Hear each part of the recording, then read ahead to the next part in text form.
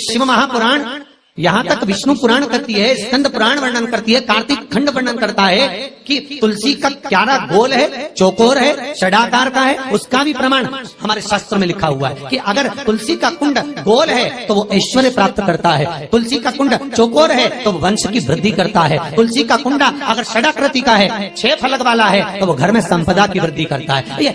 तुलसी के कुंड का भी प्रमाण हमारे यहाँ शास्त्र में लिखा हुआ है कि कुंडा कैसा होना चाहिए, तुलसी के कुंड की आकृति कैसी होना चाहिए, तुलसी का कुंड होना कैसा चाहिए, उसका भी प्रमाण हमारे यहाँ स्कंद पुराण में लिखा हुआ है, विष्णु पुराण में लिखा हुआ है कि आपको क्या किस रूप में चाहिए। पर जगत है ना, दुनिया के आगे हाथ फैलाओ, जाकर निवेदन करो, यहाँ वाले बाबा के पास हो या वहाँ वाले बाबा के पास हो या उसके पास हो या उसके पास हो या जगत के पास जाओगे दुख पाओगे, रुपया खाएंगे, चूना लगाएंगे, धक्के मार कर निकाल देंगे, 2-4-8 दिन घुमाएंगे फिराएंगे, कल आना परसों आना नरसों आना, ऐसा करना वैसा करना, बस बाबा यही घुमाते रहेंगे और तुम्हारे धन का चूना लगाते रहेंगे। पर निवेदन है इनसे बचकर शिव की शरण में जाकर भगवान शास्त्र में जो लिखा है उसके अनुसार हम क्यों ना कर्म करें जिसका फल हम पा जाएं, हम क्यों ना ऐसा कर्म करें जिसके फल को हम पा सकें, हम क्यों भ्रमित हुए। हमारे यहाँ तुलसी के कुंड का भी विधान है, गोल कुंडा है ऐश्वर्य देगा, चौकोर कुंडा है। आप लोग कई बार देखे होंगे किसी के यहाँ चौकोर तुलसी का क्यारा होता है, कुंडा होता है, वो वंश बड़ा, षडाकृति का है, वो धन देता है, संपदा। दोष हमारा है, हम तुलसी के कुंडे के नीचे शंकर जी को रख देते हैं, क्यों कि यहीं तुलसी जी को पानी चढ़ाएंगे, यहीं शंकर जी को चढ़ा देंगे। दोष तुलसी के कुंड के नीचे हम सर्पदेव को रख देते हैं, नाग देवता रख देते हैं, पानी चढ़ाएंगे, पात्री रख देते हैं, नहीं, इसका दोष हम सबको स्वयं अगर गलती करते हैं तो स्वयं को।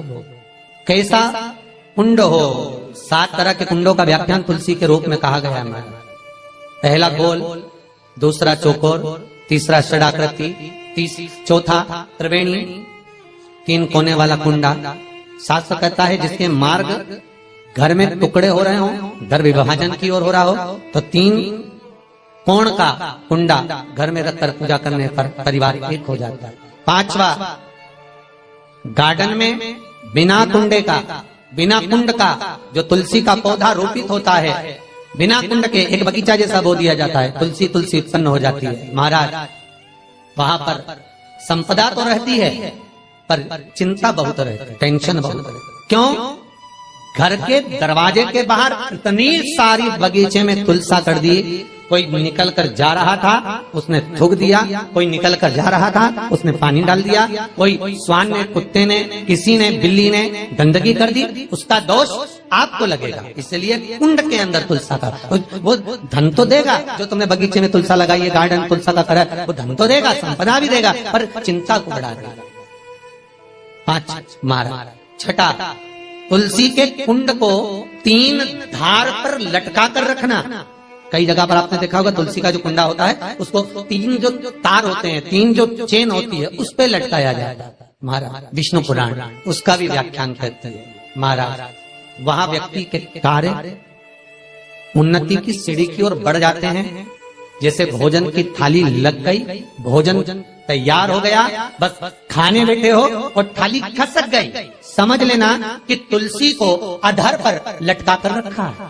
इसलिए कार्य तो हो रहे हैं, बनने वाले, 4 दिन बाद ये काम होने वाला है, 8 दिन बाद ये काम होने वाला है, लग रहा है कि इसमें इतना फल मिलेगा, लग रहा है इस व्यापार को करेंगे तो इतना फायदा हो जाएगा, सब कुछ करा, लाखों रुपए लगा भी दिए, थाली मालूम पड़े खसक गई, अधर लटका है। 7 क्रम है तुलसी के, ये छठा क्रम बताया। तुलसी का 7वां क्रम, तुलसी का 7वां क्रम है। महाराज तुलसी का कुंडा जैसा घर के आंगन में है, तुलसी का कुंड जैसे घर के आंगन में विराज रहा है, ऐसा ही छोटा सा कुंड भगवान के लिए रोपित करें। प्रतिदिन भगवान की सेवा करते समय तुलसी का कुंड सम्मुख रखकर उसकी आराधना करना, फिर उस कुंड को वापिस बाहर ले जाकर रखना, फिर दूसरे दिन पूजन के समय पर कुंड को लाकर रखना। हम तो यहाँ तक कहते हैं विष्णु पुराण गर्ग संहिता कल्याण का तुलसी अंग यहाँ तक वर्णन करता है कि आप पूरे साल ये नहीं कर सकते तो कम से कम कार्तिक के महीने में भगवान के सामने तुलसी का छोटा कुंड, चौकोर वाला, गोल नहीं, चौकोर कुंड लाकर भगवान के सामने रखकर छोटा सा कुंड का पूजन कर भगवान के साथ उस कुंड को वापस बाहर विराजमान करें, फिर कल लेकर आए, फिर विराजमान करें। आप पूरे साल नहीं कर सकते तो 1 महीना, उसका फल 1000 गुना प्राप्त होता है।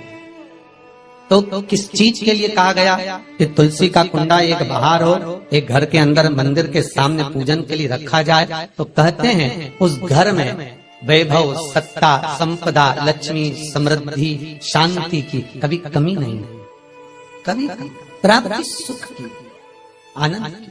7 तरह के कुंड, 7 तरह के तुलसी के रोग का वर्णन हमारे यहाँ विष्णु पुराण में किया गया।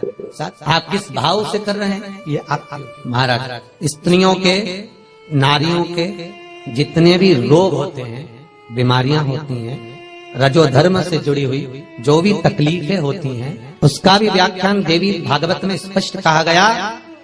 गुलर का फूल अर्थात जो देवी जी को, माता जी को जो घंटी वाला फूल चढ़ता है लाल कलर का, गुलर का फूल माता के चरणों को छुआकर, तुलसी के पौधे का स्पर्श कराकर जो नारी को रजोधर्म से जुड़ी हुई परेशानियां होती हैं, उसके अंतर्गत वो फूल, तुलसी का पौधा दिखाते हुए खिला दिया जाता है।